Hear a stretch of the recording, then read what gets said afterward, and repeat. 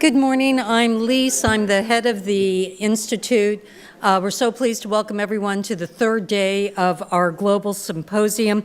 What we want to do in this first session today is to talk about the way that art and the issues that all of us are here to work on and to examine, explore, and do something about what that intersection is. It's going to be a very special session led by the exceptional ambassador, Megan O'Brien, who is the co-chair of the Institute's Women Building Peace Council. Every year, USIP awards an exceptional women peace builder from the front lines. And there is a council that oversees this process, and the ambassador leads that council. Megan is currently the Director of Art in Embassies at the U.S. Department of State. We're also very pleased to welcome Padraig Otuama, who is the Poet in Residence at the Center for Cooperation and Conflict Resolution at Columbia University, a longtime friend of this institute and a person who has a distinguished track record in building peace. The panel includes a wonderful group of colleagues. The director of the exhibition right outside our doors, Nobody's Listening, Ryan D'Souza. We're very pleased to welcome as well the co-director of the Global Challenges Research Fund Gender, Justice and Security Research Hub at the University of Colombo in Sri Lanka, Nilofer Demel. We have with us the co-director of the Institute of Advanced Study, Durham University professor, Nayanki Mukherjee. And we have the director and the producer of Artworks Projects and Mirror Studio, Leslie Thomas. Thank you for being here today. Padraig, with your permission, I'm handing the floor to you to start our program.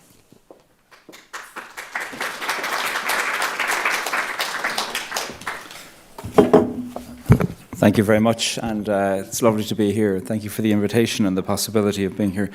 I'm checking my watch so I don't go on too long. I'm going to read some poems that are reflecting on peace and conflict and trauma and the body. And I'm interested in what a poem is and why it has occurred in every human culture. There isn't a culture without poetry, there isn't a culture without art. The Scottish poet Don Patterson says that a poem is a little machine for remembering itself. And when we're in a situation, when we're speaking about violence, sexual violence, trauma, what we know is that people have been dismembered from themselves.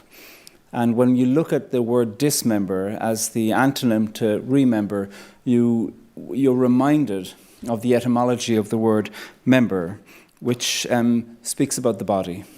To remember is not just a cognitive act, it is a physical one. To be remembered, in a certain sense, is to be put back together.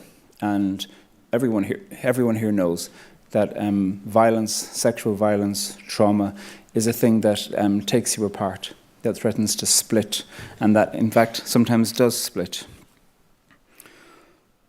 Sometimes it might even be more emotionally true to say that what we're trying to do, rather than only remember, is to resense or to re-feel. And why would you want to do that? Perhaps forget is sometimes the desire. Except over and over again, what we see is that people in situations of having survived something they never should have survived wish to express rage and resistance and protest, as well as creativity, some exertion of identity that goes beyond being identified solely and only for the worst thing that's happened to you. A poem is a relationship with time, the past, the present, and the future. And in that, what we see is that always time is an identity that occurs in a poem. And I could say the same thing as a survivor of sexual violence myself. And many of us here are, and many of us here work in these environments, that an assertion of the self is a relationship with time too. The past that's remembered, the present that's being remembered, and the future too, that is trying to be remembered. I'll read a few poems, but before I do, I just want to say one phrase in Irish. Gaelic, some people call that language. We call it Irish when we're speaking in English.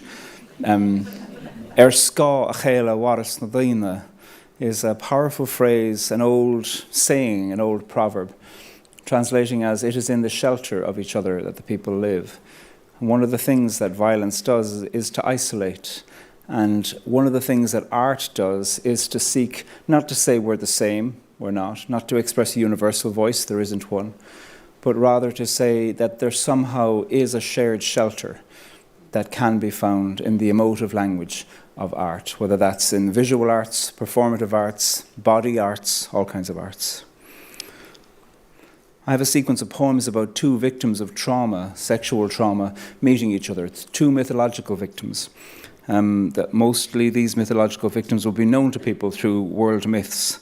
They recognize each other and they stumble towards each other, trying as victims themselves, but still not knowing how to speak about themselves or to each other.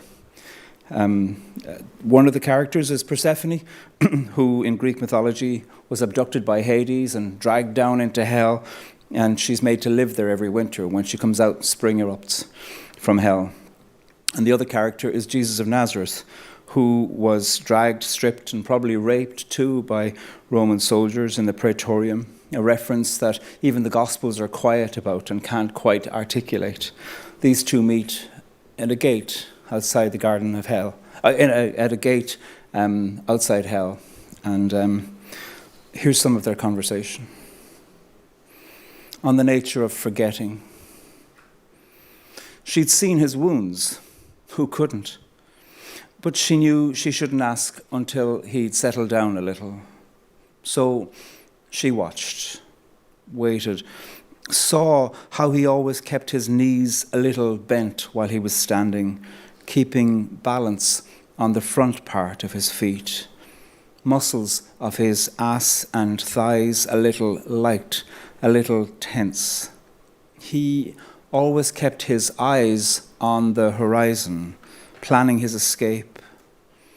She looked at his bare back, his side, his mangled ankles, his chest gasping like he couldn't take much breath, but needed to take more breath. Who did this to you? She said at last. I forget, he said. Forget? Or won't remember, she asked. Is there a difference, he said. Yes, she said. I can see you need to talk, so tell me, if not me, anyone, anything, the sky, the earth, a fucking tree. Can't, he said. Don't want to either.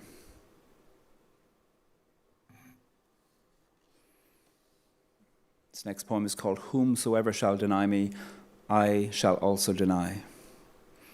And you, he said, who did this to you?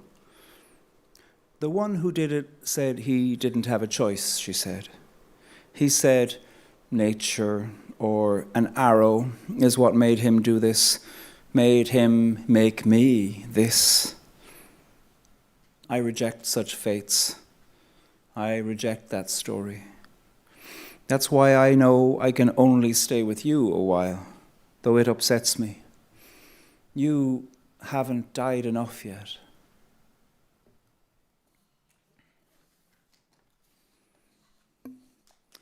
Here's another one. See from his head, his hands, his feet. I saw you back at the gate again last night, she said. What keeps you returning? Were you following me, he said, or do you dream of going back down too? It's different for me, she said. I'm tied to seasons.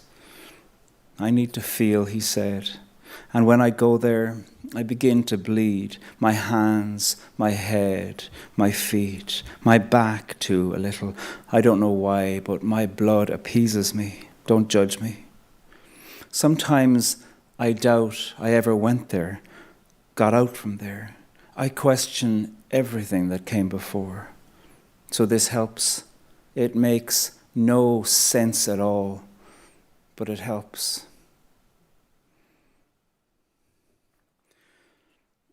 For me, part of the question of why I want to quote that phrase, "Er ska chelo ars nadina," it is in the shelter of each other that the people live, is that sometimes the personas that come through us through religion or mythology can be like an avatar, a mask, a persona, not to hide behind, but in fact they reveal the truth.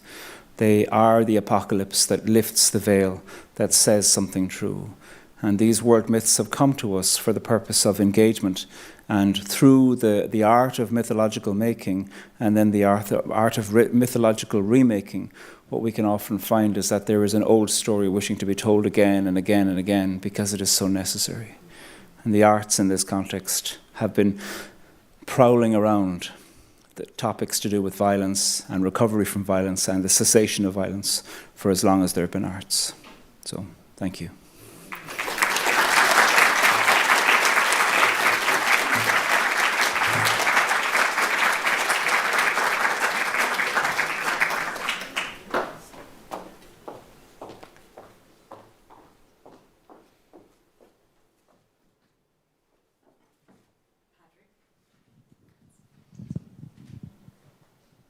Patrick. Yep. I'm proud to be Irish. My mother used to say, and I think we can take the lights down again. My mother used to say, you wouldn't be Irish if you didn't know the world was going to break your heart one day, which is, I think, a Yeats mangled reference. But thank you all so much. Lise kindly let you know that I am the director of the Office of Art in Embassies at the State Department. And a lot of people don't even know that we do this, and most countries don't. But we curate for every United States ambassador a custom art exhibition to support the diplomatic imperatives that they know they will address in those important bilateral meetings that take place in those residences. And what we like to say is that art, this is inartfully said after listening to you, that art can make you feel what a diplomat can only try to make you understand. And so it is incredibly powerful, and I am so happy that our country recognizes that and that this program survives after 60 years.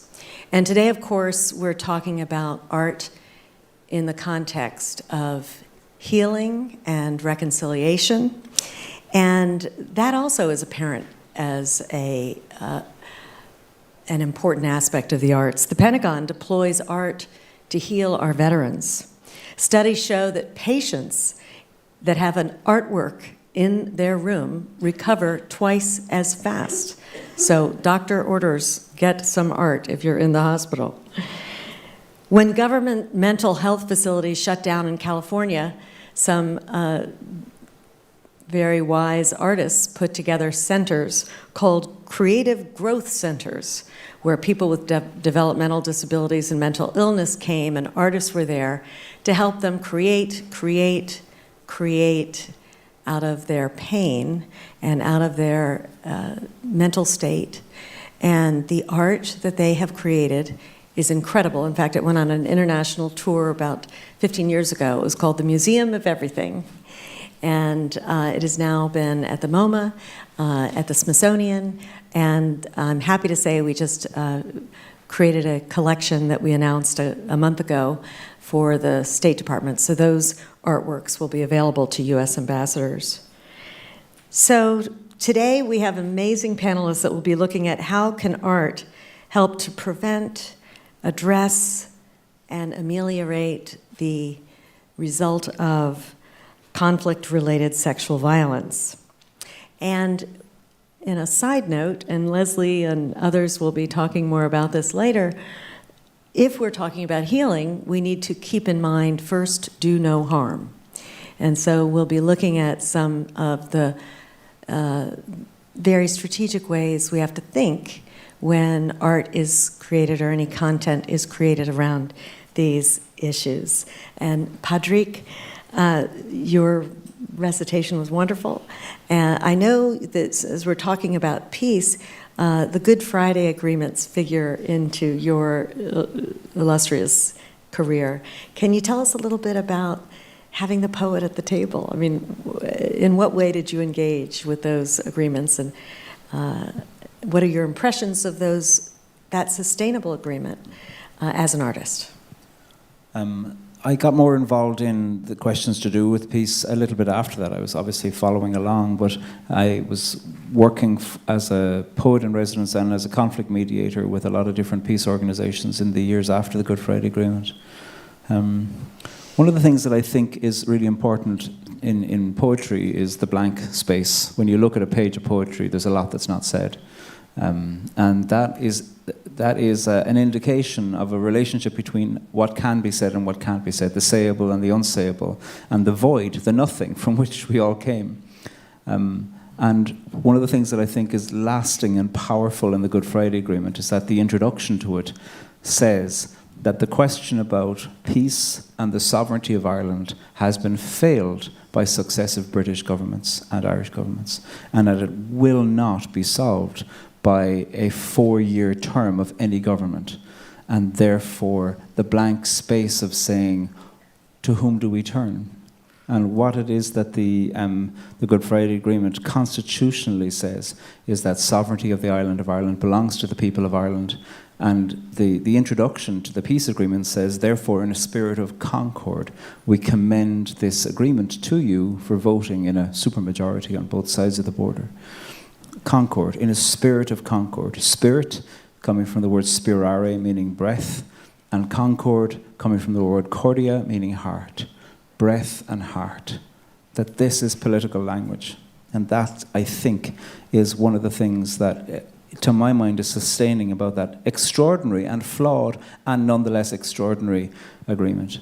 I wish that more of the British politicians would read the damn thing, because so few of them do.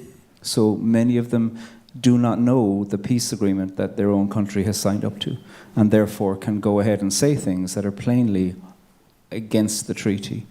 And this, for me, is a call to the art of close reading, whether that's a constitution, whether that's a book of poetry, or whether that's a peace agreement. Language matters, and if the language is good enough, it can shape us. So in the recitation that you did, you said to be remembered is to be put back together.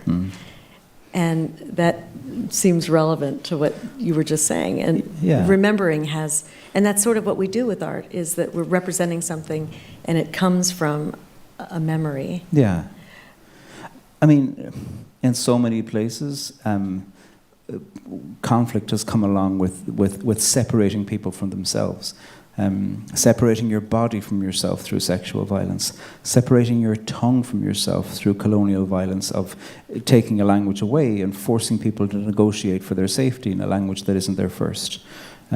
Separating your neighbour from your neighbour through partition.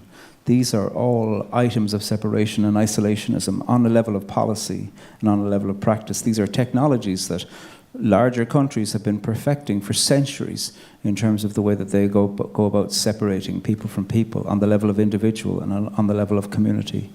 And so reconciliation is not a soft, easy word out on the edge. It's a radical word that says we believe in integration and what integration can do, to be integrated back to the language that was taken away from you, to be integrated back into the body that was separated from itself through sexual violence, to be integrated back into the community that has been split apart in a divide and conquer mechanism.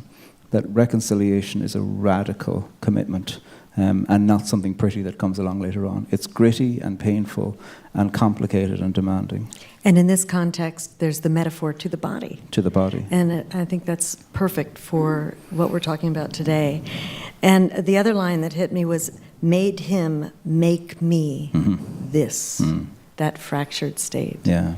Yeah, very That's powerful. Persephone speaking there. You know, her story is, you know, in the Greek myth, you know, in the earliest rendition of it, she's overheard when Hades has taken her, and Hades says, "Oh, I was stung by Eros, so I didn't have a choice." But the first thing that Persephone is heard to say is, "A rape, a rape," and she was appealing for help. These are thousands of years old. These myths that were passed down through oral culture and then written down later on. And what you hear is that she is looking for witness and declaring the truth. And those are constantly denied and denied and denied. And so when she is saying, here's the story he tells, and here's what he's made me, she is trying to make a declaration to say, somewhere I believe I can be different than this too. And truth is so important, and I think this is such a phenomenon that is, depending on the culture, shrouded in a great deal of shame and cultural denial. Yeah. And we see truth challenged so much these days all over the world. I'd love to know, as a poet, with your reverence for words and their power, how you'd like to comment on that. Well, I think of the word valid French for truth, and the way that in English, and this is terrible language, but the way that the word invalid has been used then to say something untrue, untruth. And I would never use that word to refer to a person, but there's something about the physicality of not being believed, of the truth of somebody saying this happened, of that being invalidated. It has the tone of erasure. It has the tone of silencing and complete denial. It's not just somebody saying, well, go through the forensic truth of it. It has the sense of saying you are untrue as a result of that. And we know that the dignity of sexuality, when that is violated on a systemic level, and then when that violation is denied, and when it's used as a weapon of war, the long-term consequences of that need to be paid attention to, as well as then the long-term need for art and declaration and reclamation and the power too, because in as much as we have traumas that stay with us forever, we also have powers that stay with us forever, and we can reckon with those provided there's the space to do it. And those spaces shouldn't just be in quiet corners just for victims. They should be in larger public spaces because they've happened in a public sphere. Well, we are in a public place, and there is a quiet corner where you can go to a virtual reality production that exposes the truth of genocide in Iraq. And our next guest is Ryan D'Souza, who, please join us, who created the art exhibition I hope all of you have been able to see. It is an incredible piece of work, and it is representative of a career that Ryan has had in exposing the truth and giving it power. And I'm going to let you tell us a little bit about yourself and how you got into this work, Ryan. Thank you so much. Is this on? I believe so. Wonderful. Thank you so much, Megan, and thank you to Kathleen and Lise and the US Institute of Peace for hosting this critically important conference. I think I've been dealt the shortest straw having to follow a poet laureate, so I'll do my best to be as eloquent and intelligent as Padraig. Probably not, but I'll do my best. So my name is Ryan. I'm the curator of the Nobody's Listening exhibition, which is downstairs, and I encourage everyone here to try and visit when you have some time. Nobody's Listening is a innovative art and virtual reality immersive exhibition that aims to refocus international attention back on the situation facing communities affected by ISIS, Yazidis, Christians, and others, and to highlight the ongoing plight of survivors and the affected communities, and to amplify their calls for justice and recognition for the genocide committed against them. I just also want to say it's been a privilege of a lifetime to work alongside Yazda, who are a Yazidi charity based in Iraq and the US and around the world, and the Yazidi Survivor Network, which is a group of formidable women, human rights activists, Yazidis, and survivors of sexual violence, every step of the way in developing this innovative multimedia initiative. I also want to confess that I am officially the worst art curator and the biggest imposter here because I don't work in the arts world. My background is very much in the human rights advocacy campaigning world, working for NGOs and the United Nations. In 2016, I had the pleasure of working with Ms. Nadia Murad and Yazda on efforts to mobilize the Security Council to bring ISIS to justice. And then for my sins, I left New York where I was working and went to Somalia, and I was based in Mogadishu for 2 years, working for the United Nations. And I left in 2019 and came back to London, somewhat frustrated and depressed with the state of the United Nations and human rights advocacy. No disrespect to anyone working for the UN here, just my own beliefs. I kind of do believe that we are living in a world which is desensitized to atrocities. We see it too often on social media. And also, I feel that we suffer from a lack of empathy and attention span. So I wanted to see how can we use art and virtual reality and integrate a human rights campaign into it to deliver these messages and inspire political action. And the result has been the Nobody's Listening exhibition. The artwork featured in the exhibition are by survivors and artists from the affected communities. And this is very much a forward-leading exhibition where they don't need to talk about what happened to them, but really about the situation today and what needs to happen going forward. But the centerpiece of the exhibition, as Megan mentioned, is our virtual reality experience. It's 10 minutes long. It talks about life before the genocide, what happens during the genocide, and the situation today. We filmed everything in Iraq, and you get to walk around the scenes where the crimes took place, and everything you listen to is based on existing testimony. I just wanted to quickly talk about some of the impact and also some of the research outcomes that we've seen as a result of the virtual reality. And I think the greatest impact that I've seen is when we've been able to show the VR to decision makers and the general public alongside survivors. And so we premiered the virtual reality thanks to funding from USAID and the UN to premiere this in the Iraqi parliament in 2020. And basically the deputy speaker of the parliament was like, oh, what's this all about? Come show it to me in my office. And so we went to go show it to him in his office, and there were 3 survivors of sexual violence there.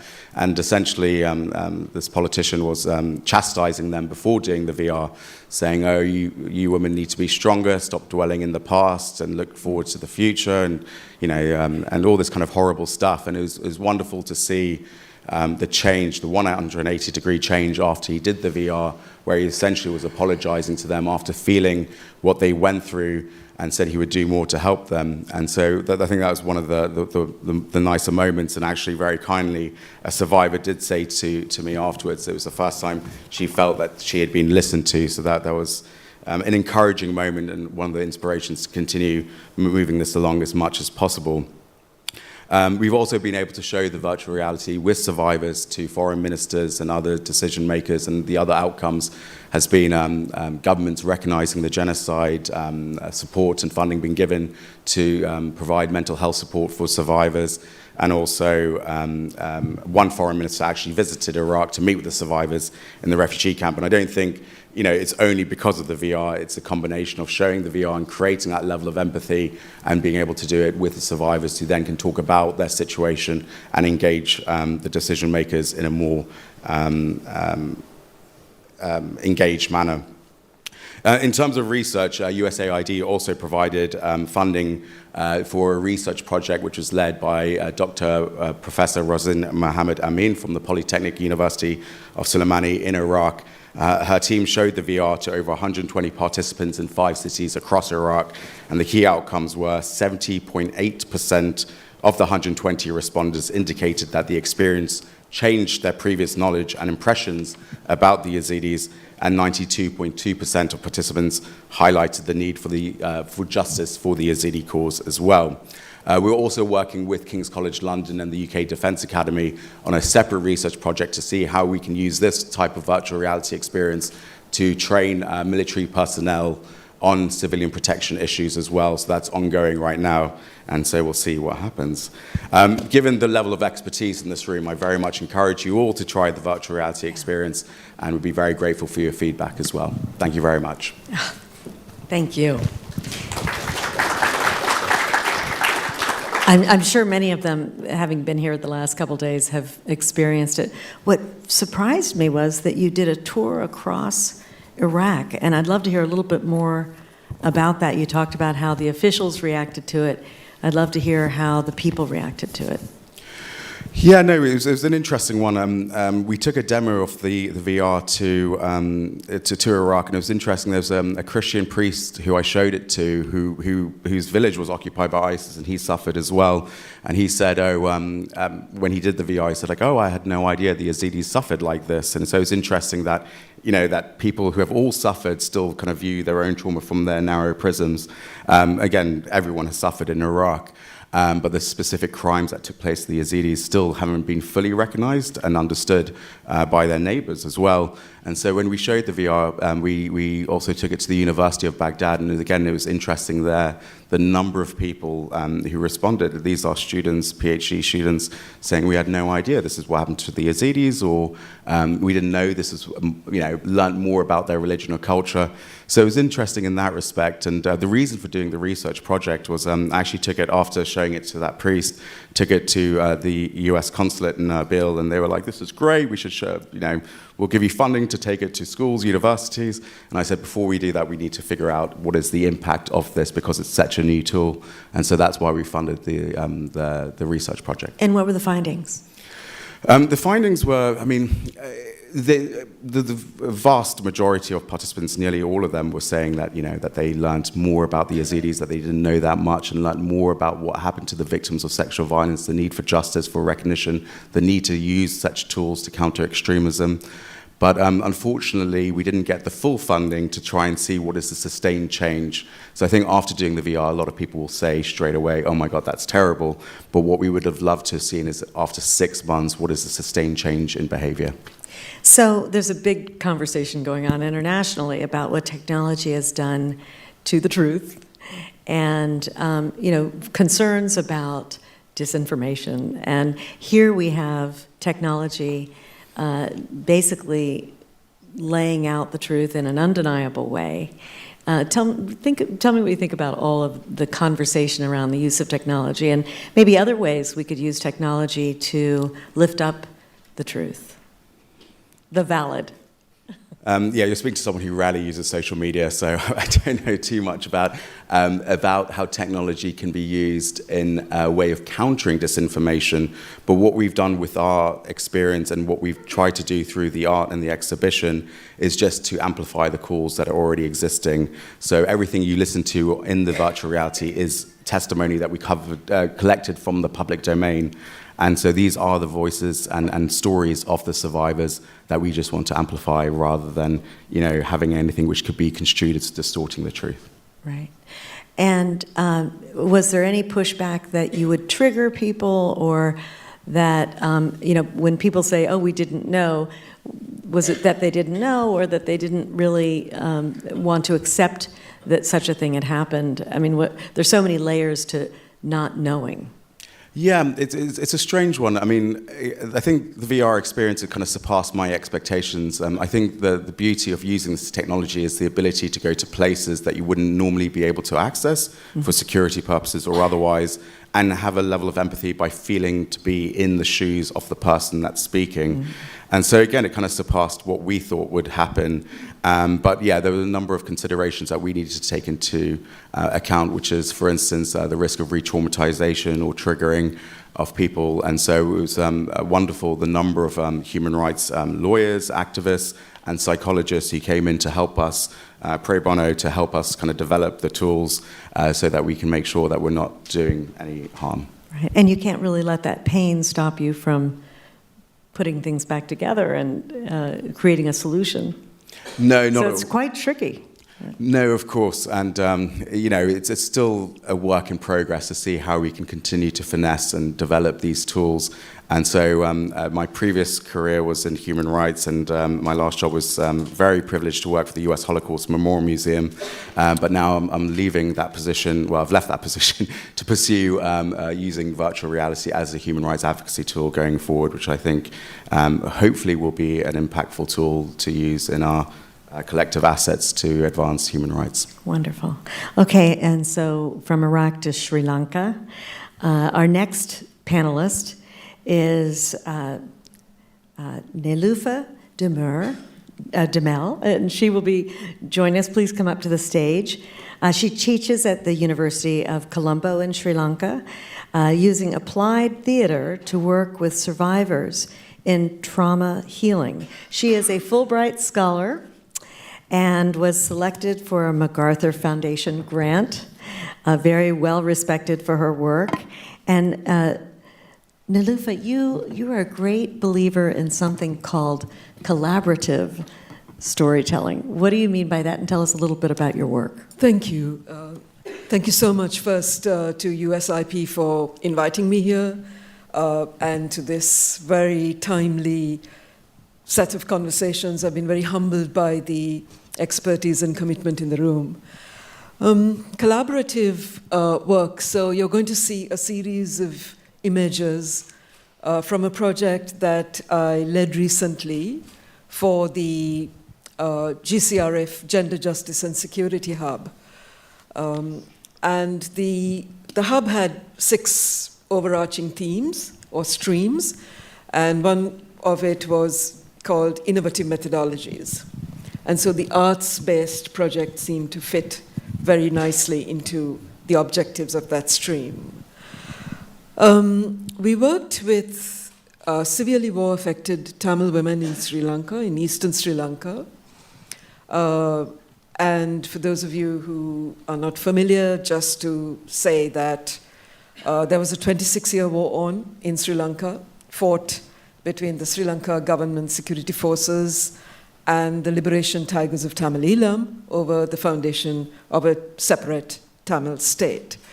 And so it had this ethnic nature to it, which pitted Sinhalese against the Tamils, and the Muslims also got caught up in this war because they were expelled from the north by the LTT within 48 hours and so on and so forth.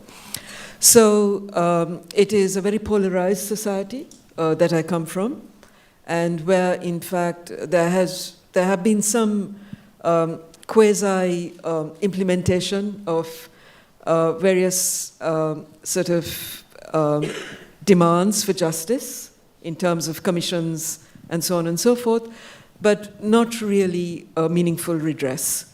And these women who belong to very underserved communities, they continue to live unrecognized, no compensation, no acknowledgement, no reparation. Importantly, as in many of such conflict zones, they continue to live in places where there are sequential crises. So during the war, where I worked in the east of Sri Lanka, it was very severely affected by the 2004 Asian tsunami.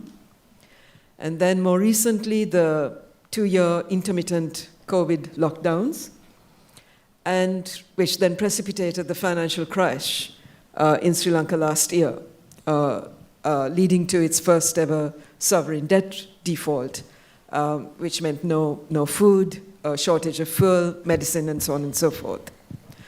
So in this context, where recognition for what these women experience and how they live is very meager, and I was, SRSG Patton in her opening remarks on that first day, talked about how recognition is transformative. And it's resonant with the kind of work that we wanted to do, which is turn to collaborative art making and collaborative arts-based methods to provide some form of recognition in this context of not being acknowledged at all, towards speaking, building stories, analyzing what is going on, and enabling survivors to express what they feel, and also to bring their stories into performance.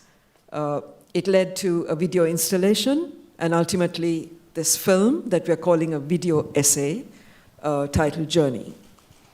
The collaborative arts, particularly performance arts, like applied theater, is,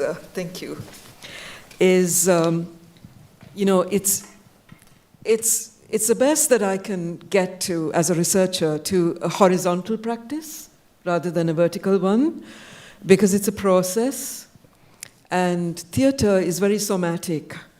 So it's very tactile. So from the time you start working with these communities, you are there with them on the floor, exercises, warming up.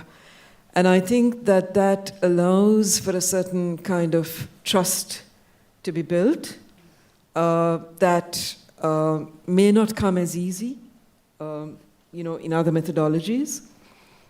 And it's just an amazing kind of energy that comes. So I'm not trying to say that the power dynamic goes away altogether.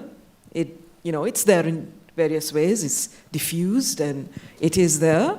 But nevertheless, there is an attempt through that performative work at a collaborative story-building kind of exercise.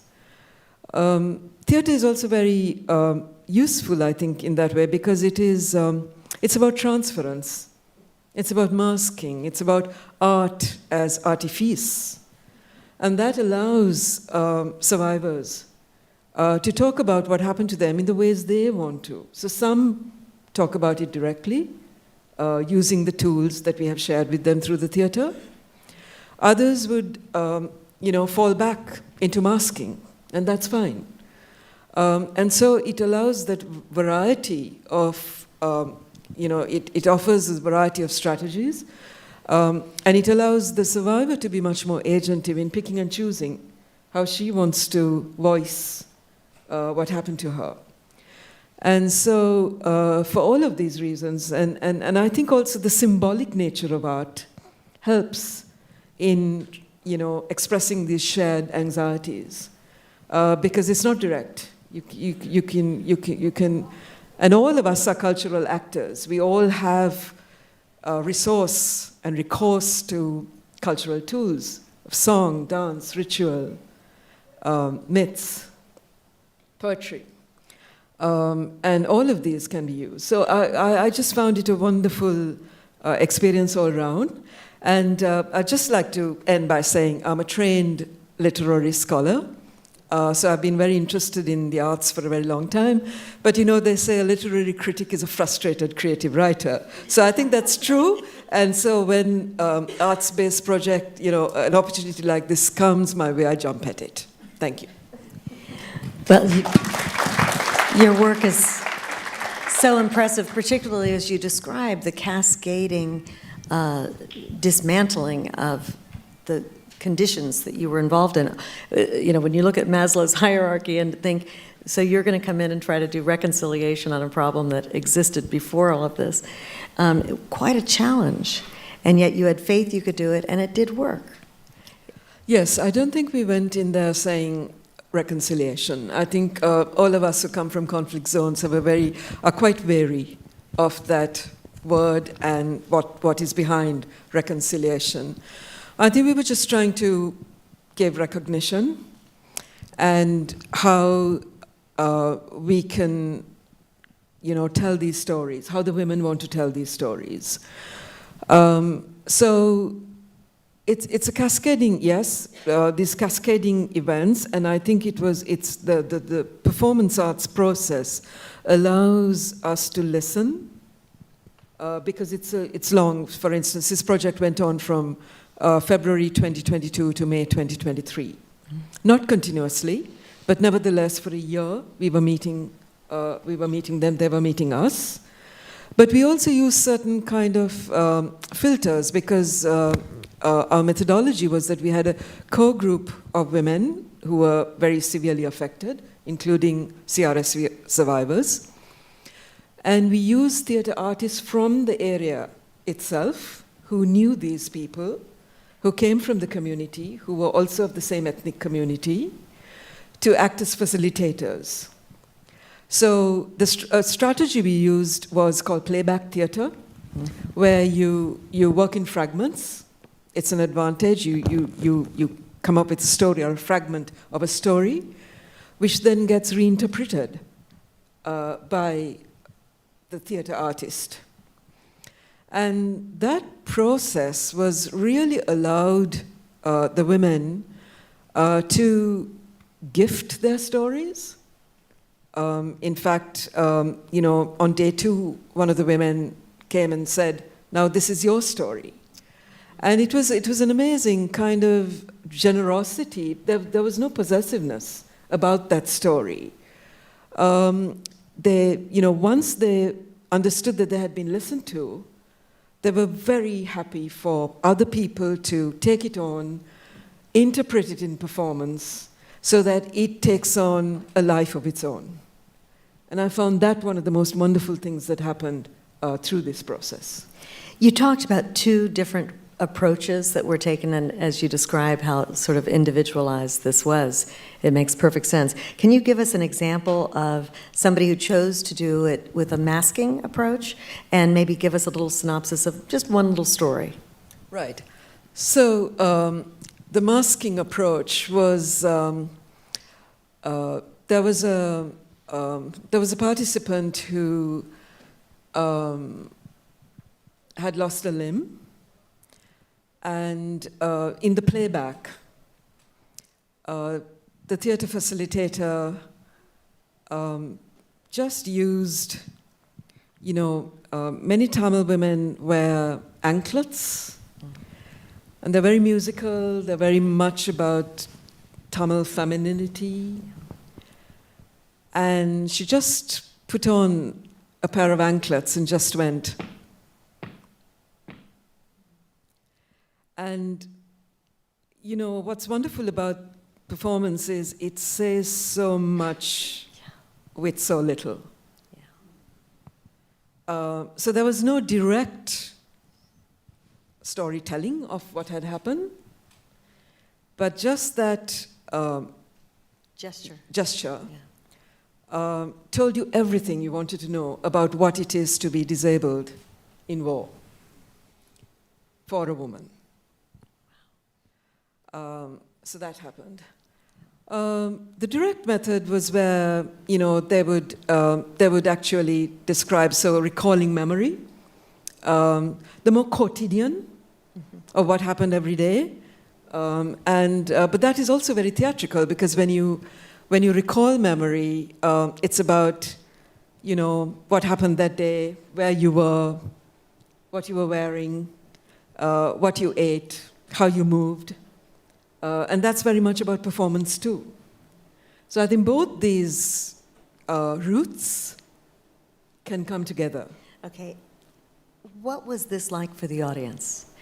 You've talked a lot about what it was like for people who participated, but who was the audience and how did they respond to this? So here is the issue for us in Sri Lanka. There are lots of safeguarding issues involved here. In fact, the images you saw now had to be very deliberately picked not to show any faces. Because these women still live in highly militarized zones. They're not safe. And some of the stories they came up with are not even known to their families. And so when they told us, well, this is your story, it's an immense gift, but it's also a tremendous responsibility. And you're always caught between that gift that they give you that you can't tell. Yeah. And so then as researchers and artists and activists, where do you position yourself in between that gift and the not being able to tell? And I think, because we come from societies which are very politically volatile, you're constantly having to choose where to show it, how to show it. And so there's no one life in the outputs of this project. It can take many avatars. So the film has just come out, and it was first shown to the women. They were absolutely thrilled. And they liked the way we did it because it's not the straightforward talking heads documentary. They really liked that. And some of them wanted to own it. They said, oh, I'm really sorry not to be in it, because they were very proud of it. But others understood why they were not in it, and so on and so forth. Okay, wonderful, Niloufar. Thank you so much. From theater to animation. Nyanika Nonkerji is an artist. She will join us. She's an animator who uses her craft to document the stories of survivors. And it sounds like, we're all sort of doing the same thing up here with different approaches. She is a professor of political anthropology at Durham University in the UK. She is a co-director of the Institute of Advanced Study and a fellow of the Royal Society of Arts. Tell us about your work, and I know we'll be seeing some of it. Should I? Yeah, okay, let's start. It's going to be a small loop. Hello? Yeah? Yes. Thank you, everyone. I mean, this is an incredible panel to actually organize, an incredible group of people to bring together. So thank you and gratefulness to everyone who's been part of this. So Inger, Kathleen, Negar, everyone else. Yeah, I'm a political anthropologist who has been examining the public memories of wartime sexual violence of the Bangladesh War of 1971, which came out in this book, The Spectral Wound. And what was interesting for me in this book was, in terms of the research, was I grew up in India, and for me, as an undergraduate student in the early 90s, when the Babri Masjid came down, kind of attacks, the stories of sexual violence across communities was my kind of formative moment. But at the same time, we were reading, feminist theories. Rwanda, Bosnia was going on, and then I heard about the accounts in Bangladesh where actually women who were raped during the Bangladesh War by Pakistani army were referred to as biranganas, or war heroine, by the Bangladesh government as an attempt to reduce ostracization in a post-conflict society. And that, till date, has been unprecedented in all instances of wartime sexual violence, and it had various kinds of ramifications, messy and good. And as we said, it's the idea of recognition. You'll see a small clip in terms of where the recognition becomes an important part of that story, that very fact that they were called war heroines, which is, it can sound a bit macabre. You got raped, so you become a heroine. But at the same time, for a lot of women who did not want to come out and say that happened to them, the state recognition was enormous as well. But at the same time, what is really interesting about this, people often wonder that how come Bangladesh is a Muslim country, they refer to women as war heroines.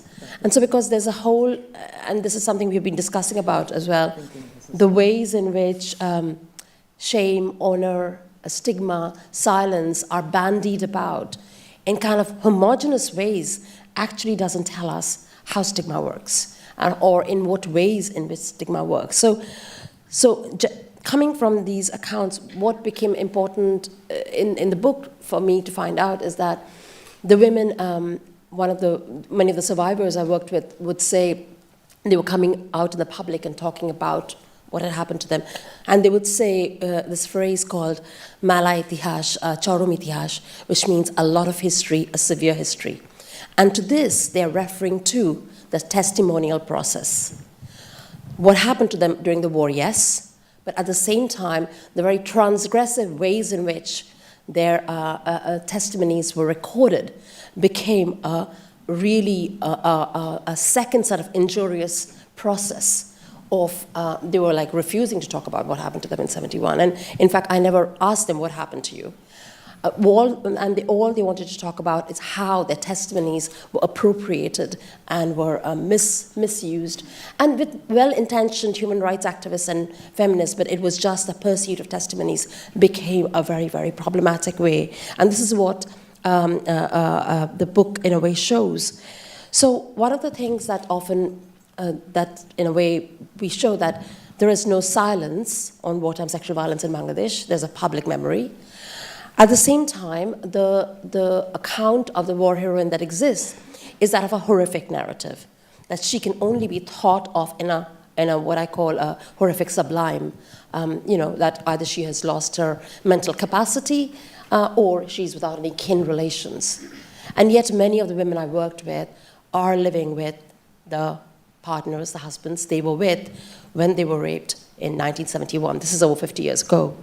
So what became, as a result, the central argument to portray is how to ensure that the process of testimony giving is not another set of transgressive process for survivors, because then we are actually alienating them even further in the pursuit of testimonies. So emerging from the findings of the book, one of the things that came out from many of my collaborators in Bangladesh was, there was a set of guidelines that came up, how to record testimonies. But then many of my collaborators were like, no, Annika, you should do a graphic novel. And I'm like, yeah, that'll take me another 2 years down. And then the 2 years went. Because it's not something which is so the next, I hope this doesn't move. Okay, so this is the graphic novel, which many of you would have been seeing these flyers outside. And there's a website where the graphic novel and an animation film is available to be accessed freely, to be downloaded and accessed, and this is some of the hard copies that we made as part of the project. But the graphic novel, in a way, brings out these guidelines, but at the same time, based on an intergenerational story of between a grandmother, a young girl, Labuni, and her mother, and what's happening. And the mother is engaged in an oral history project of recording testimonies, and what does Labuni find out? And this has been really important because in Bangladesh, many of the Birangonas are being given pensions by the government. It's a regular process which has been successful, has been happening. But and at the same time, the graphic novel was important because it brought out the fact that many of the researchers who were going and working in the Rohingya camps were actually transgressing these processes precisely. And this is before the Murad Code comes out. In a way, the Murad Code kind of comes out from all the transgressions that were happening in the Rohingya camps in the search for testimonies. And so the graphic novel has also fed into the Murad Code. And one of the interesting things so I am not the artist, I'm the political anthropologist, I'm the researcher, but a fantastic visual artist in Dhaka called Najmun Nahar Kea. So I did the storyboards with her in collaboration with a large number of stakeholders, from journalists to photographers to filmmakers to feminist and human rights activists in London as well as in Bangladesh. So we had a whole series of workshops across 2 years doing this. And also obviously the survivors were very much part of it. But the attempt for me, in a way, is to show that to think of the Virangana or the raped woman or the figure of the woman who has been raped as beyond a horrific figure, right? And our attempt in this is to bring out the socialities of violence through which women live on an everyday basis without it being a sensational horror story, for us to be able to engage with it as an empathetic audience, So it's to bring out, and that I think is a really important political position, precisely not to see whether non-conflict, conflict, sexual violence as only to be identified through markers of horror. So I'll leave with the next, can we keep this stopped? Yeah. So I'll leave this slide here as a way to kind of for you to identify and read, if you can, the two stories. One is of Firdausi Priyopashni, a sculptor, and then the other is of Morjina Khatun, who is a hospital cleaner, and how various ways their stories emerge, and the socialities of violence through which they're living without it being a matter of horror. And one thing that has been really important for us is the use of archival material and photographs along with the comic version, right? So I could use a lot of materials which my Duke, the publisher, didn't pass the art criteria of. So I had a whole lot of photographs. I've got already 47 photographs in the book, but there was a whole lot of other 75 which didn't pass the. So we used many of those photographs in the graphic novel, but also importantly, which we didn't think about, the formats of the graphic novel and the animation film actually has reached different kinds of people. So it has been seen, the Dennis Mukwege Foundation used the graphic novel and showed it among colleagues in Congo as well as in Colombia.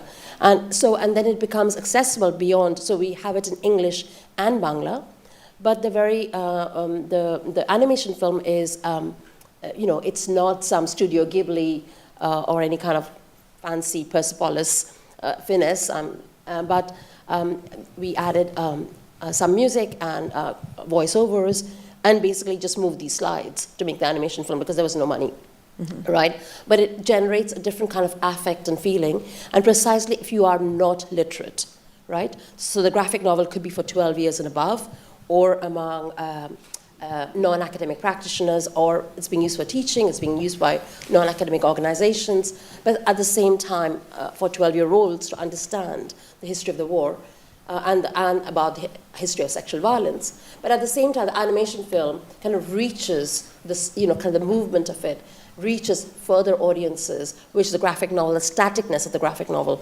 doesn't. So the aesthetic of the format has been kind of an interesting thing, which we didn't think about it when we made it. It generated, became something, and something that the survivors actually feel like, very, very positively about some of the stories. And we also have some fun pages in the graphic novel of hanging out, not just only, there were also lots of lovely times of, one of my favorite pages, page 8, where the survivors are taking photographs of me in the mustard fields with a goat in my lap, and that happened. But those hanging out and those friendliness and those moments of empathy and fun and affection and is belonging. also part of that story. And belonging is part of the story, not just only the testimonies and the stories itself. Well, it sounds like you've had quite a reach. And is there any effort to train others in other communities that could have stories to be told, similar stories? Are you trying to take this international at all because it's such a universal problem? The message in the graphic novel is actually kind of goes beyond wartime conflict. It's like the way in which if a survivor of rape is asked to give evidence in court. It's very similar if you think about those ways of the ideas of horror become signs of evidence itself. I'm not an artist. I am, I did the storyboards, and it generates from the ethnography, the research I did. But the artist Najmun Naharkia is an amazing artist. But also, what is really emerging in anthropology right now is this whole field of graphic ethnography, and there's a whole. So mine as well as 50 other anthropologists. There's a kind of series called Illustrating Anthropology series, which is online, available by the Royal Anthropological Institute, did it. So people are drawing and writing about their research a lot. In 2 weeks' time, I'm back at the AAA, which is the American Anthropological Association, on a panel on graphic ethnography with a whole 10 of us speaking in a round table. So it's a field which is really emerging, and large number of younger scholars are actually writing through illustrations rather than text. And I find that really amazing. I'm not a drawer, but I think it really provides a kind of orality, whether of fear or orality of images. So the first page in the graphic novel has the grandmother waking up from a nightmare, and there are these 4 scenes from it, which cross-cuts different aspects of the story inside it. But then there's the sound of the boots and the sound of the knocking on the door, because the door became a real story of fear among many, the knock on the door, who's at the door. Or you would have installations and exhibitions of just a door, and people would actually see it and actually have a bit of panic attacks. But that door, hand of the soldier, in the next page translates into the hand of the grandchild coming back from school. Oh. And that, I think, created that kind of sense of feeling, I think, that the arts can generate. But I also, as I think I was talking to you, the arts are not always liberatory, or they can also be status quoist and generate, the story of the dominated, and not necessarily it's always a resistive force. I think we need to be careful to give the arts all its kind of emancipatory potentials, where it can actually be very much be kind of give a line, which is being done anyway. Horizontal rather than vertical. But also, one last thing I wanted to say, it's really been fantastic also to kind of talk to many of my Pakistani colleagues in the last few days, to talk through this work and the work that's happening in Pakistan among the younger generation. And hopefully this can be translated into Urdu in Pakistan, would be the way of reaching out in a place where people have remembered not to narrate about the rape, basically. Well, I just want to put a word in, making these characters heroines, and with animation. I hope Marvell is listening. I think this is a wonderful approach. And we really have to have now our next panelists. Leslie needs to join us, because so much of what we've been talking about is context and cultural sensitivity. Leslie is the founder of Artworks Project for Human Rights. She is a human rights advocate, feature and documentary film director, multimedia artist, and architect. Her recent films include The Prosecutors and Thursday's Child. Leslie, tell us a little bit about your work, because it's so relevant. Thank you very much. It's an honor to be here, and it's always wonderful to be at USIP. When I was about 12, my father took me for one of our Sunday afternoon trips, which was really always great. I mean, that could mean getting the car washed or going to run errands, but this day it was to go see a photo exhibition. He's an anthropologist, and he loves photography. And the exhibition was by a man named Eugene Smith, and in it there was a beautiful photograph of two little children walking under some trees. Some of you may know this photo. It's called Walk to Paradise Garden, and it's very famous. And I looked at this for a long time, and I went and found my father, and I said, "Daddy, you have to see this photograph. It's so powerful." He said, "It's a good picture, but I want you to see something else." So we went over, and he showed me a picture of a young girl being bathed by her mother, and it was set in Minamata.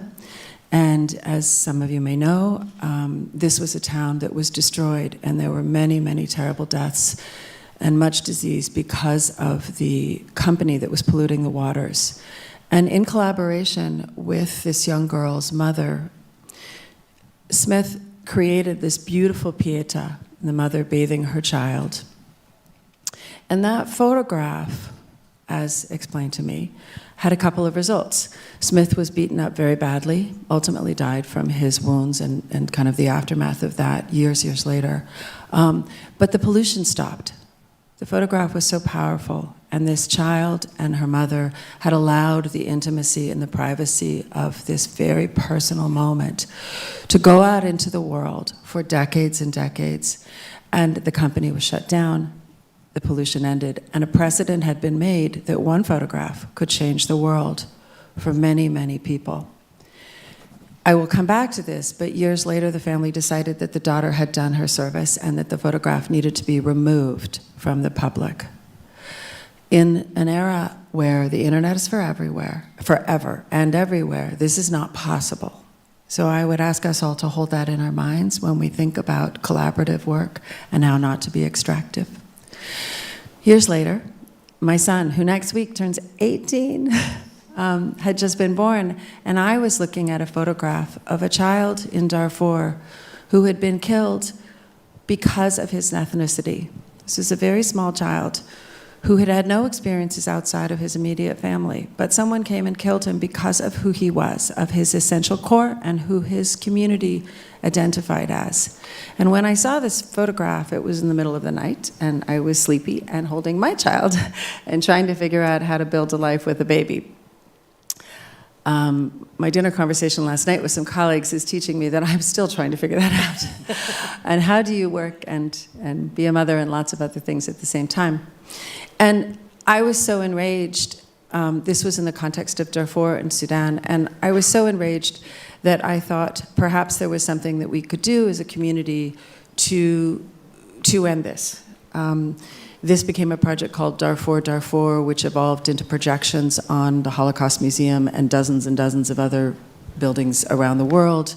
That evolved into some projects like Congo Women and At What Cost, and many other initiatives, all that are photo-based and which are done in collaboration with communities where grave human rights abuses were being found. What we've done is do something that we call reverse engineering. We are not making art for art's sake. That is a beautiful and powerful thing. It is not what I do in the context of political advocacy, though. And what we found is a way to do this is to say, what is the issue you're trying to address? Who is the constituency that you think has the lever to make change? Is this at the UN? Is this at national, domestic, community, household action? And then what is the piece of art, or is there a piece of art that can be the trip lever to make that change? Do you need the Security Council to do something? Do you need your local municipal council to welcome you community members? Do you need consumers to stop purchasing something or allowing a company to pollute a river? And through that really simple, very basic methodology, you can reach, I believe personally, all the people who hold the keys to the kingdom. It takes a very long time, maybe it takes forever, and that's fine because we've had conflict as long as we've had us. So by trying to say, where do we want to go and how can we reach people emotionally? And sometimes that's simply, and if I'd had my act together, I would have had the photos up, but sometimes that's actually showing one image from Congo to one senator who is the senior person on a committee, or one member of parliament, or one voter who then, or one media member who then will show that information to an elected representative to just spark that dialogue. And in terms of Darfur, that meant things like divestment at the state and local and national level at countries around the world. In terms of Congo, it might mean pushing a committee to decide that they will support services in Eastern Congo, or they will change the way that our entire aid budget is moving.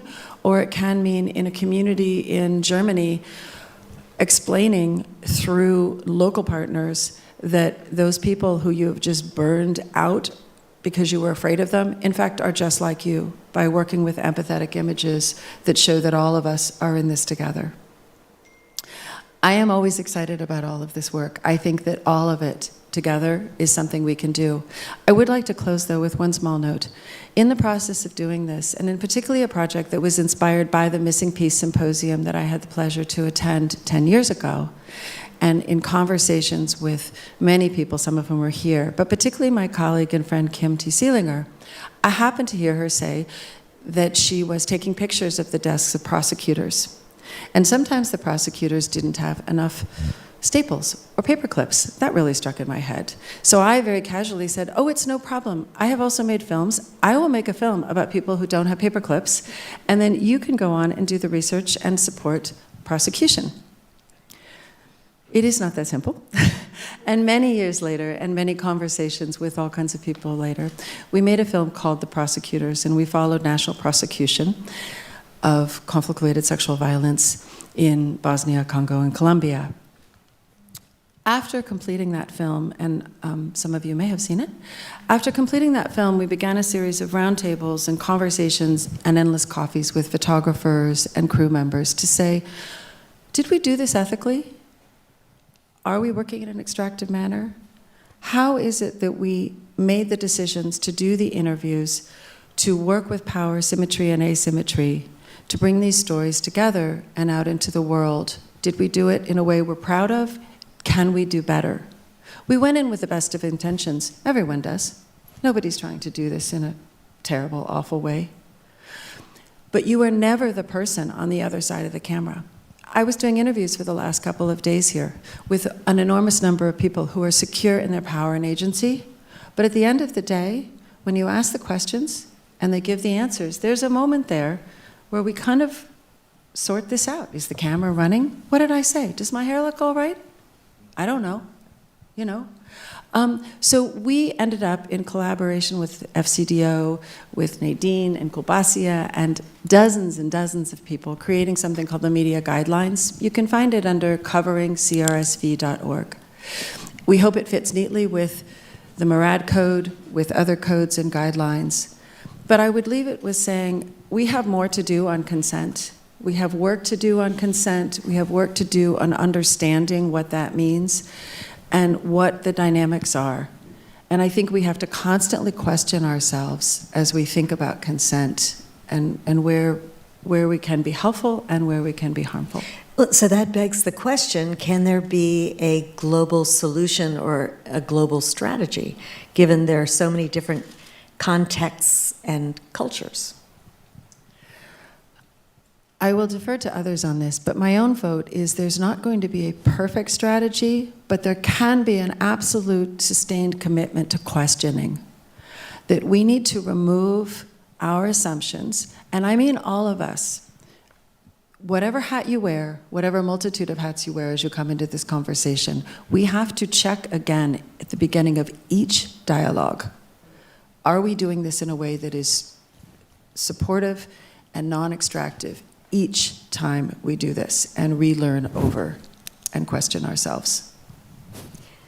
So I'm going to open it up to everybody. You talk about guidelines. Does everybody have their own set of guidelines? I would imagine people are working within a framework that you've developed, given the sensitive nature. Anyone want to speak to those? Yeah, I mean, I would think in terms of the guidelines that we developed, like generating from the research, wouldn't be that different, but I think there might be some ways of understanding where they converge or diverge. For me, I think the bottom line, if we have to have a global template of how to record testimonies, I think we need to ask survivors or emphasize to them what they want to talk about. I think that is crucial, to know what is important to them rather than what is important to prosecutors and researchers and governments. Or journalists. Or journalists, filmmakers, yeah. But are there any cultures or conditions in which the telling of the story is not possible, not a good idea? And Sri Lanka comes to mind, that you didn't want to have faces. I mean, it's a very tricky thing. Yes, but there again, there's variation. I mean, you just had two panelists from South Asia, Bangladesh and Sri Lanka, very different story.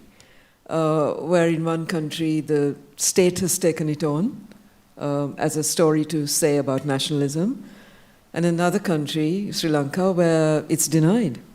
And where women too have to navigate their everyday circumstances and decide, do they want to tell the story or not?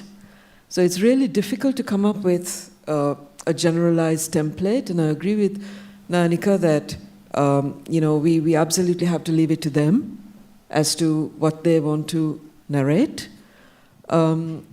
It's controversial too, because there was a questioning in Sri Lanka, in fact during our project, about why is rape, for instance, a focus in CRSV when there's a gamut of sexual violences that do take place, and where women have worked for 20 odd years to try and even come to a place where they can cope with telling the story.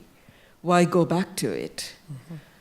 But then, as the researcher there, if that is what they want to say, we can't censor that. We saw a lot of that in the Epstein case here in America, people being afraid to tell their story. So we're opening it up. The topics are art, truth, reconciliation, being an audience member, being a content creator. We have people with microphones. We're going to lift the lights just a little bit, and we'll take 3 questions at a time so that we can give our panelists a little time to prepare their answers.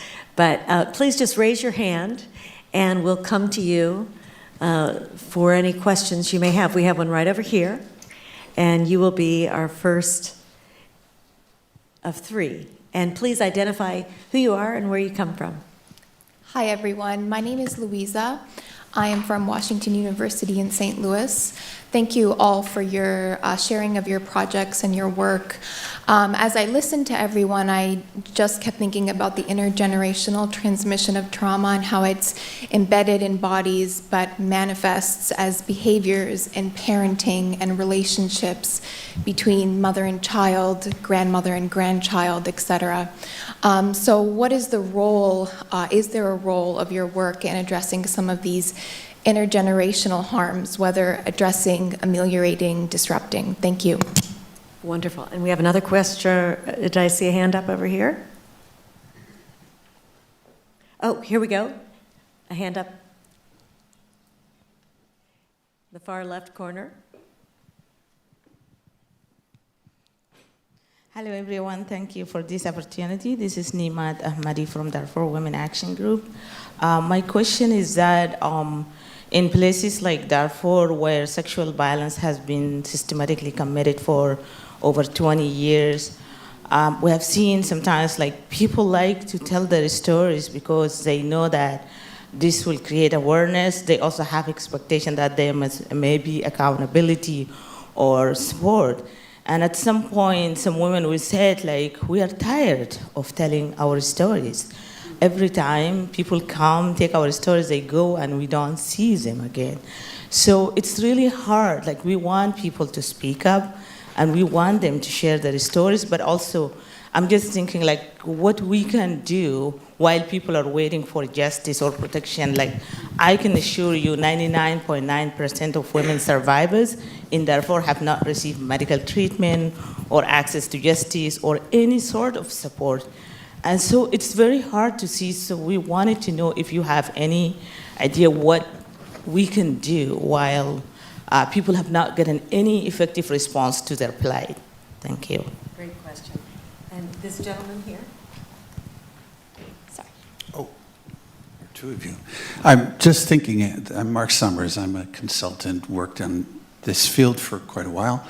I was just thinking from the comment on Darfur, I have a new book out on Sierra Leone, and one of the dynamics of Sierra Leone, which I've been thinking about during this fascinating session, is what's known as directed forgetting.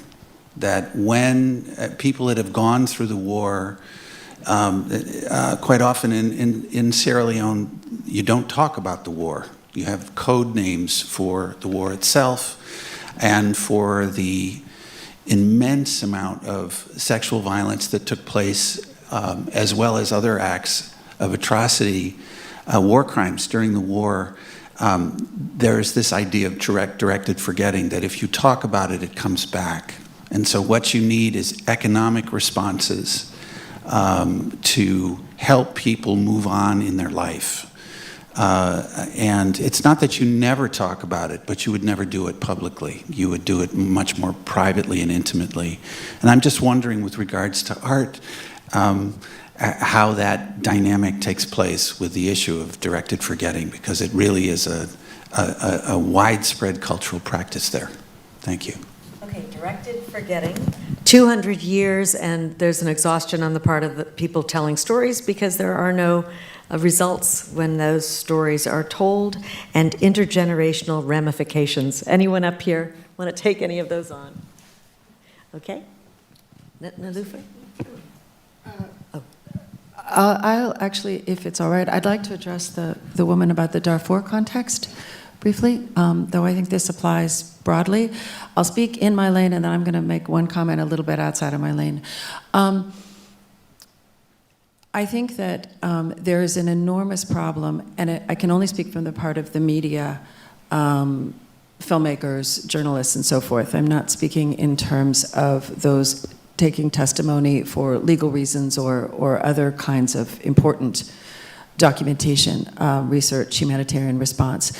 I think that all too often, well-meaning journalists and filmmakers who find themselves in context or with someone who is a survivor, they do not clarify all the things that are out of control, out of the control of that journalist, of that filmmaker.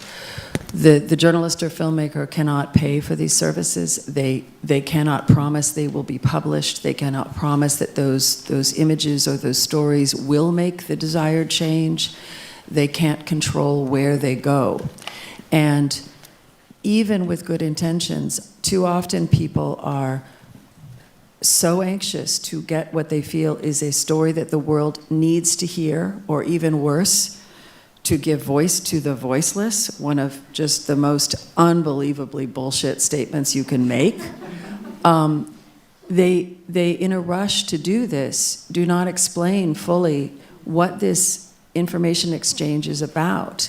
And time again, and I'm going to come back to meetings that Kolbasia and Nadine and I had, and many other survivors, this lack of shared information and clarity does great harm and damage over time to the survivor community and also to all survivor communities. So I apologize, and I think that we have to work very hard to do that. I would also, just as an associated piece, say that those working in transitional justice and other types of justice mechanisms to understand what exactly is wanted, and if formal justice or traditional justice is going to take a very long time or maybe never happen. Are we giving testimony around things, or are we talking about the response that can be done more quickly, and are we putting those priorities? I am not a lawyer, and this is right out of my lane here, as many of you know, but I hope that that is in some kind of response, and hopefully our community can do better and is doing better. Okay, anybody on intergenerational ramifications of sexual violence? Anyone addressing that? I can talk to it in terms of, so the graphic novel precisely is kind of about that intergenerational storytelling or vicarious memories, let's say, you know, and how one gets to know about those stories. I mean, I guess it depends what kind of intergenerational stories are being narrated and what happened to the earlier generation. So it is something that would come up if one's family has gone through it, or the role of objects become, I think, really important in that passing off. So I would have students in my classes talking about something their grandfather left in a way in which that becomes something that stands in for that violent event. And if I could respond to the gentleman at the end in terms of the directed forgetting, I've written about ideas of remembering to forget, or remembering what not to narrate in the case of Pakistan. But also what became really important for me in my research is I never asked the women what happened to you, because I realized what had happened before in terms of those testimonial cultures. But what became important is the role of fragments. So we would be together, and one of the survivors would say, there was a storm coming. We were standing at the edge of a field, and she would say, even on that day, I was in a storm like this, and would walk away. So women would often talk in fragments rather than linear narrative. And I think that is really important to highlight in terms of bringing out the way in which they themselves live with various objects, which still remind them of things of that day, even if they want to forget about it. And no one may know that that's why the... Yeah. Okay, so directed forgetting. I don't know, I'm thinking of the Irish, a little denial, the Troubles. Do you want to say anything about that? Even identifying what happened in Ireland as the euphemism of the Troubles. I grew up with that. Well, except that's partly because you grew up with it in English. The Irish word for bereavement is tribloid. And so when we speak about the Troubles, we're speaking about bereavements. So it's got a great weight to it in that way, yeah.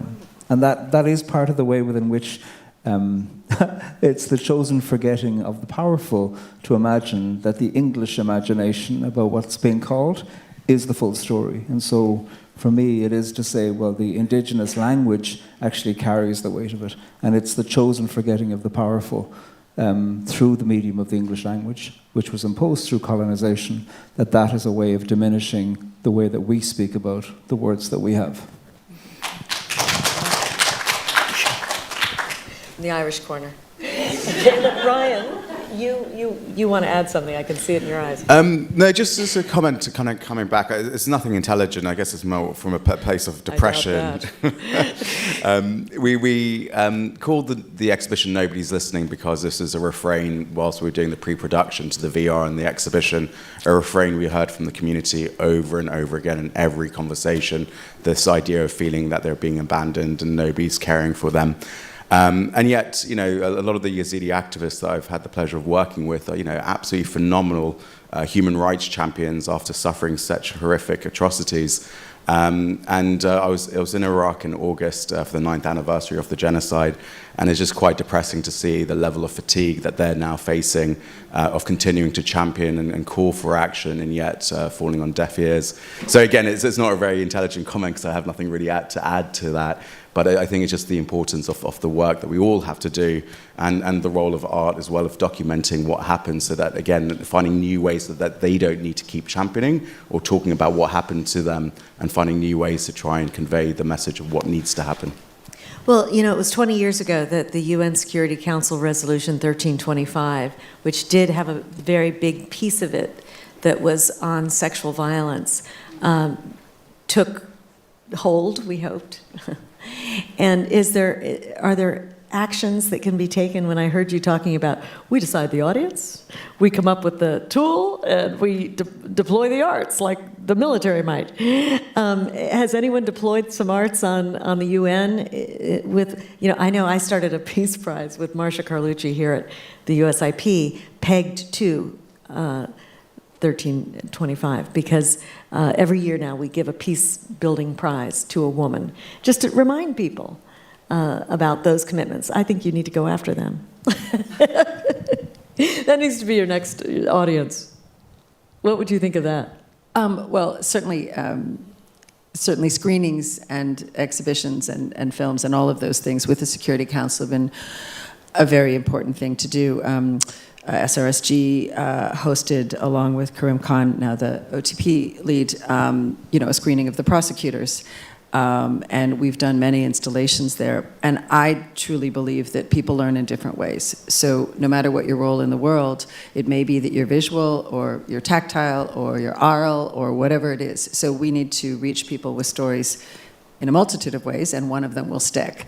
If I could, I wanted to say one more thing about this. I also think that if you consider yourself an art maker or a creative, or if you are making things, and if they are about yourself completely and totally, I think you are asking yourself where your boundaries are. But if they are in any way, shape, or form about someone else or another story that was not your own, and if we as a society do not want to limit ourselves to memoir, and I think that would be sad if we could never tell anything about anybody else, I think that one of the things that we asked in the guidelines that we did is, does this story need to be told? If you are trying, and I'll come back to this film, if you're trying to make a film about justice in conflict-related sexual violence, I don't believe you needed to make a film about the victim testimony of this. I think you could make a film, which we did, about the prosecution of it. And you can have a great deal of input from legal victim, survivor, witnesses, advocates, people who hold at least 4 hats, if not many, many more, and their advice. But I don't understand why we constantly have to ask someone to tell their story over and over if what we're doing is trying to end the issue. So but you started with a story about you. Right. And I'm a big believer in story. And I think that's probably, I don't think there's any other motive when people do focus on the story. And I think that it's wonderful in the case of Ryan, because I think that sort of sidesteps what you're worried about, which is the appropriation and perhaps depiction of a story in a context that a survivor wouldn't feel comfortable with, or would actually be a detriment to the survivor. You have managed to come up with this great application of technology to go right to that empathy, and yet, I don't think you have the concern that many artists have in telling the story of survivors because of the way you do it. Am I wrong? That's very kind of you. I should use that as advertising. No, there's still a number of challenges that we still face, and I think it's the same kind of ethical questions that we also face that Leslie mentioned about, are we extracting, is this exploitative? But I think that's why it was so important to have worked with the community, with YASDA, every step of the way in discussing and ensuring that we are doing justice to their story and that they're happy with what we're trying to do as well. And you also, if you go through the exhibition, you might also check out the internet where they show what happened when you brought this out to the field and you had people who had been survivors of sexual violence, and they told their stories in the context of having just been through this experience. I mean, it was there were so many levels to it, kind of sussing out truth, or whatever version of the truth. I mean, it's just a tricky thing, the truth. I remember when I was little, I went to the Library of Congress, and there were all these quotes about truth, and I thought, boy, they're making a big deal about truth. We all know what truth is. But so it seems the more we know, the less we know. So we're going to wrap it up here. I want to thank everybody for coming, and we're going to impose on Padraig to recite us out.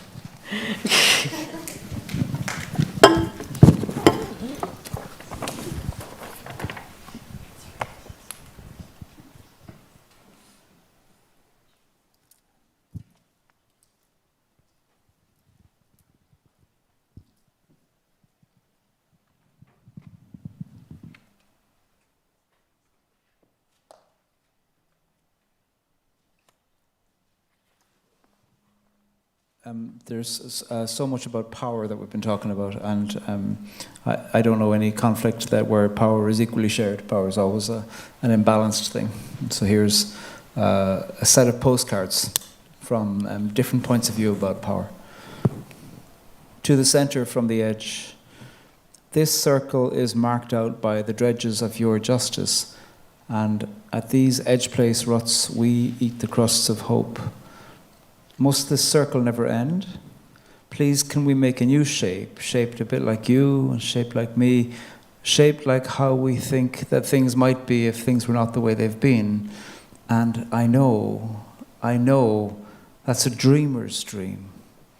But what if dreams like nightmares could be real? To the center from the edge, we're still here. If you drown out all our voices, you will not drown out your fear. We're still here.